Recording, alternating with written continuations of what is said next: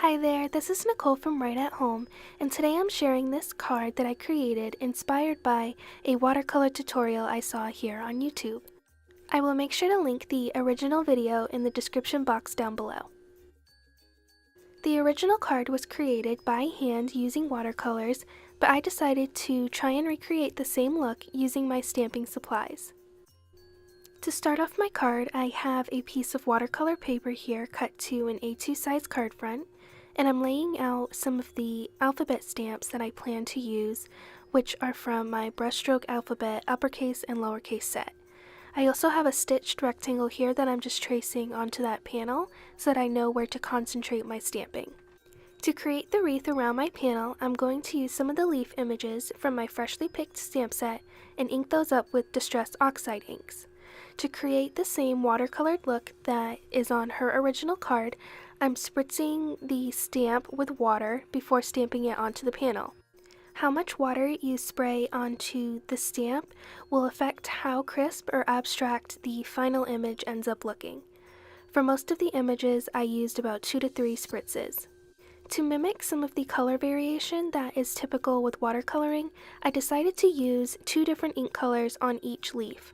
So I would ink the top half up of the leaf with one color and the bottom half with another color. I'll make sure to list what colors I used in the description box down below. I continued stamping around the panel until I got the amount of fullness that I wanted. Once I was finished stamping my leaves, I dried the panel with a heat tool and moved on to stamping my berries. This image also comes from the freshly picked stamp set, and I'm inking that up in Fired Brick Distress Oxide ink. For the berries, I decided to only do 1 to 2 spritzes of water onto the stamp so that I achieved as much opaque color as possible. Once I had stamped my berries, I still felt like my panel was a little bare, so I added some more leaves along the top and bottom inside of the wreath. Once the panel was dry, I ran that through my die cutting machine with the stitched rectangle panel, and next I can move on to stamping my letters. Here I've placed my panel inside my mini Misti, and I'm starting by using the J from my brushstroke alphabet uppercase set and lining that up and picking it up with the door. Then I'm stamping it down in a crisp black ink and moving on to the O and Y. The lowercase letters are found in the brushstroke alphabet lowercase set, and it coordinates perfectly with the uppercase version of this alphabet. I wanted to add a sub-sentiment, so I pulled out my Fa La La stamp set and decided to use this "To You and Yours" greeting and mask that off so that it fit perfectly right below the joy.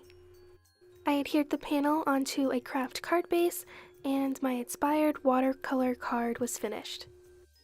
As I mentioned earlier in the video, I will make sure to leave a link to Wonder Forest's channel down in the description box down below, as well as a blog post that has more information about this card project.